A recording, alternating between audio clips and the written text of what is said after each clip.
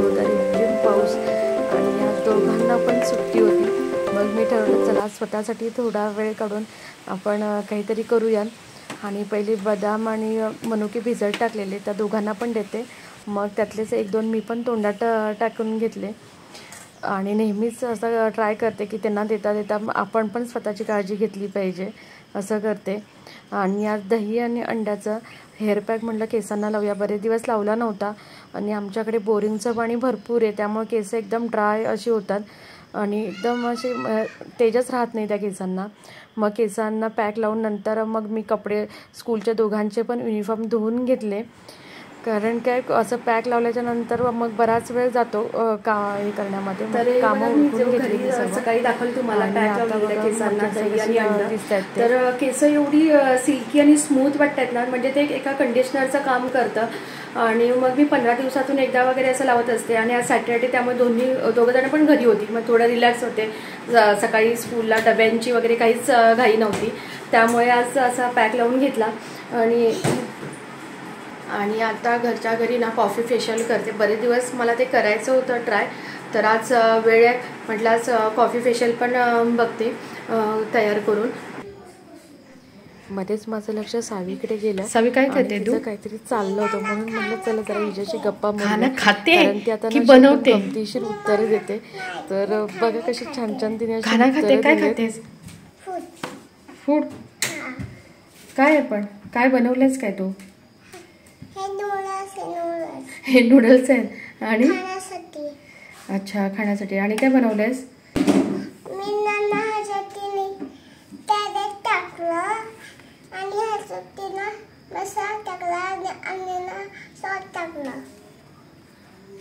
तू noodles मध्ये काय काय टाकलं? तिखट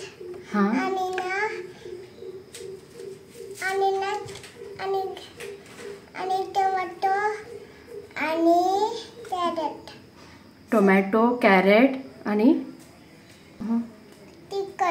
तिखट. अच्छा. व्हेजिटेबल अजून कुठले कुठले व्हेजिटेबल्स टाकले?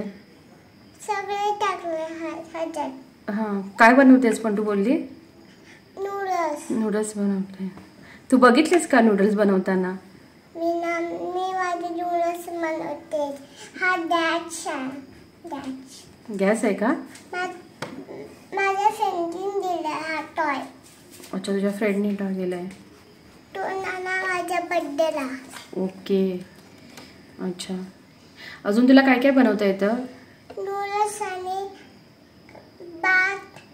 भात आणि अजून डाळ. अच्छा. तुला काय खायला आवडतं? डाळ भात सगळं आवडतं मला पण. सगळं आवडतं. अच्छा. आणि तू जेवण कोणाला देणार? जेवण दादाला पप्पांना बाबांना सर्वांना देणार. Okay okay. कर तुझं जेवण. हां. तर मी आता पहिलं ना फेसवॉशने चेहरा छानपैकी स्वच्छ धुवून घेतला आणि आता मग क्लिन्झिंग करते तयार. कॉफीचंच क्लिन्झिंग मिल्क करते. त्यासाठी बघा मी काय काय घेतलं आहे. कॉफी आणि मिल्क एकत्र घेऊन क्लिन्झिंग मिल्क तयार केले. त्याने पहिली पूर्ण फेस असा क्लीन करून घेते. आपण याच्यामध्ये ॲलोवेरा जेल पण टाकू शकतो, पण माझी स्किन प्रचंड ड्राय आहे त्यामुळे मी हे तयार करून घेतले. आणि हे आता हातानेच मी सर्व स्किनला असे एकदा लावून घेते क्लिन्झिंग मिल्क तयार केलेलं आणि थोडं हलक्या हाताने मसाज पण करते.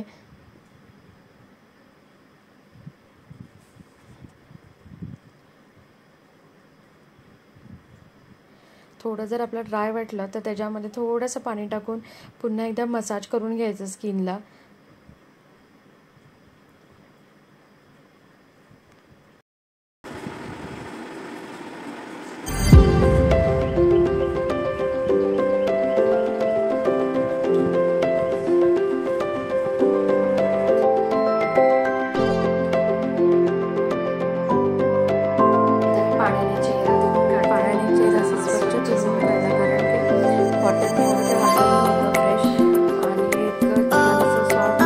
नुसतं क्लिन्झिंग मिल्क जरी वापरलं तरी एकदम फ्रेश वाटलं.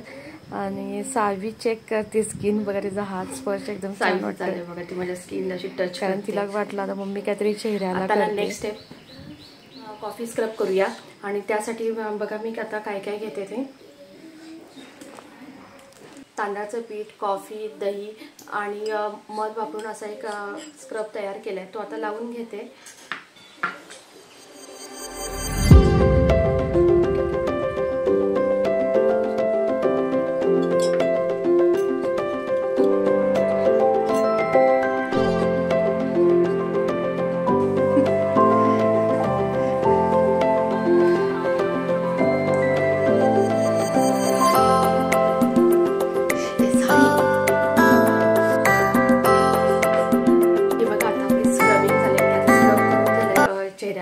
आणि आता पुन्हा इथं फेस वॉश करते. कारण काय होतंय, जरी मी कॉटनने पुसला ना तरी ते क्लीन, मला जेवढं क्लीन असं वाटत नाहीये.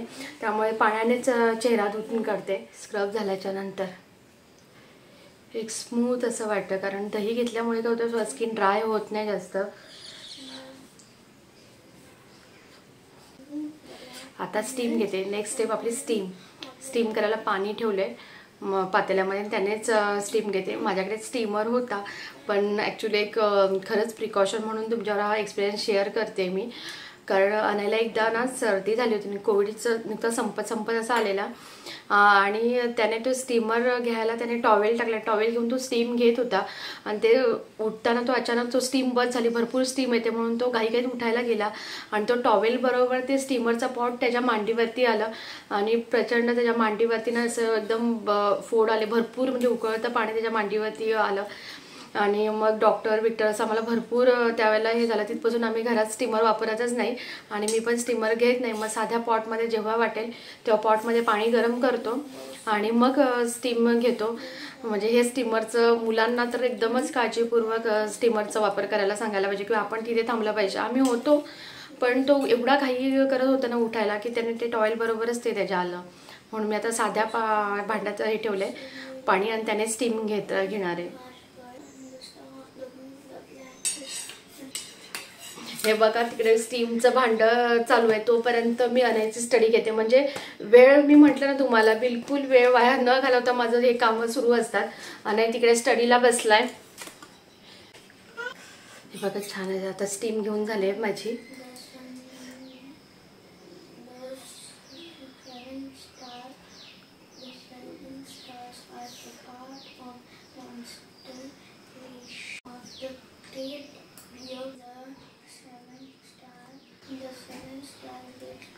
हा आपला पेस्ट पॅक आहे. हळद, बेसन, दही, ॲलोवेरा जेल आणि कॉफी हे सर्व मिश्रण एकत्र मिक्स करून घेते.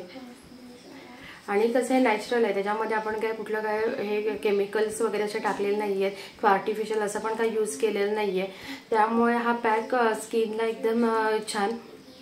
म्हणजे मागे मी पेडिक्युअरचा जो व्हिडिओ केला होता, सिमिलर टू तसंच हा पण आहे, कॉफीपासून बनवलेला फेशियल. तेव्हा पण रिझल्ट एकदम छान आला होता. आणि आता बघा मी नुसती स्किनला स्टीम वगैरे घेतले तर एवढं छान वाटतंय. आणि आता पॅक लावून घेते. आणि कसं घरच्या घरी आपण स्किनची काळजी घेऊ शकतो. म्हणजे पार्लरला जाऊ तर आपण पार्लरला जाणं गरजेचंच आहे, पण कधी कधी भरपूर गॅप पडतो. 2-3 महिने किंवा 4 महिन्यानंतर आपण एखादा फेशियल करतो जेव्हा काय स्पेशल असेल. मग त्या दरम्यान आपण ही काळजी घरच्या घरी आपण करू शकतो. पॅक आता मिक्स करून झाले. आता मी स्किनला लावून घेते.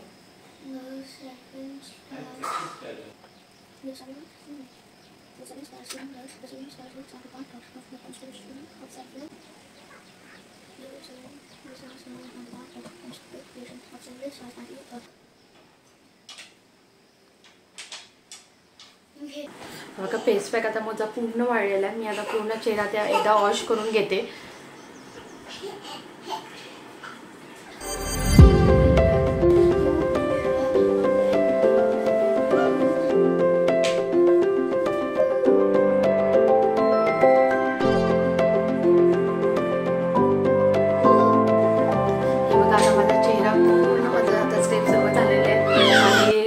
चेहऱ्यावरती रिझल्ट बघू शकता. पूर्ण टॅन असा रिमूव्ह झालाय आणि मला स्वतःलाच चेहरा एकदम असा सॉफ्ट वाटतोय. कदाचित दह्याचा वापर केल्यामुळे काय होतं, एकदम मॉइश्चरायझर मिळतं. त्यामुळे स्किन एकदम सॉफ्ट अशी झाली आहे. आणि आता हे शेवटची स्टेप मॉइश्चरायझर लावून ठेवते.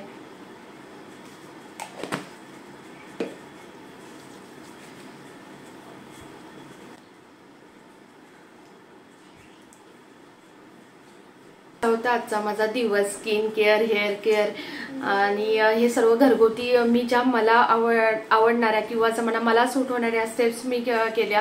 आणि त्याच्यामध्ये असं काही कुठल्याही मी केमिकल्स असणारे कुठलाही पदार्थ वगैरे वापरून असं केलेलं नाहीये. त्यामुळे मला सूट होतात म्हणून मग मी म्हटलं तुम्हाला ते दाखवल्यात. म्हणजे प्रत्येकाचा स्किनचा टोन वगैरे वेगवेगळा असतो, स्किन हेअर, पण एक नरिशमेंट म्हणून आपण हे स्किनला आपण करू शकतो, एक प्रोटीन्स स्किनला जायला पाहिजेत म्हणून. आणि असा होता हा माझा ब्लॉग.